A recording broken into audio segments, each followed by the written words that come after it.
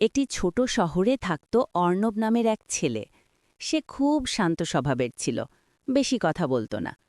কলেজে পড়ার সময় তার জীবনে আসে মায়া নামের একটি মেয়ে। প্রথম দিন থেকেই অর্ণব মায়াকে দেখে অন্যরকম অনুভব করেছিল। মায়া ছিল খুব হাসি খুশি আর সবার সঙ্গে সহজে মিশে যেত। ক্লাসে যখনই সে হাসত, অর্ণব দূর থেকে চুপচাপ তাকিয়ে থাকত। ধীরে ধীরে অর্ণব বুঝতে পারল সে মায়াকে খুব ভালোবাসতে শুরু করেছে, কিন্তু সে কখনো সাহস করে তার মনের কথা বলতে পারেনি। প্রতিদিন কলেজে যাওয়ার একটাই কারণ ছিল, মায়াকে একবার দেখা। লাইব্রেরিতে বসে পড়ার সময়ও অর্ণব মাঝে মাঝে মায়ার দিকে তাকিয়ে থাকত। মায়া হয়তো বুঝতেই পারত না কেউ একজন তাকে এতটা ভালোবাসে।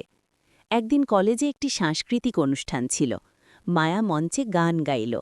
পুরো হল তালি দিয়ে উঠল। সেই মুহূর্তে অর্ণবের মনে হল আজই সে তার ভালোবাসার কথা বলবে। অনুষ্ঠান শেষে অর্ণব অনেক সাহস করে মায়ার কাছে গেল, কিন্তু সে দেখল মায়া কারও সঙ্গে খুব খুশি হয়ে কথা বলছে। একটু পরে সে জানতে পারল সেই ছেলেটি মায়ার প্রেমিক। এই কথা শুনে অর্ণবের বুকটা হঠাৎ ভারী হয়ে গেল। সে চুপচাপ সেখান থেকে চলে গেল। সেই রাতে সে অনেকক্ষণ আকাশের দিকে তাকিয়েছিল। তার মনে হচ্ছিল যেন তার সব স্বপ্ন ভেঙে গেছে। তবুও অর্ণব কখনো মায়াকে দোষ দেয়নি। সে জানত ভালোবাসা কখনো জোর করে পাওয়া যায় না। সত্যিকারের ভালোবাসা মানে কাউকে সুখী দেখতে চাওয়া।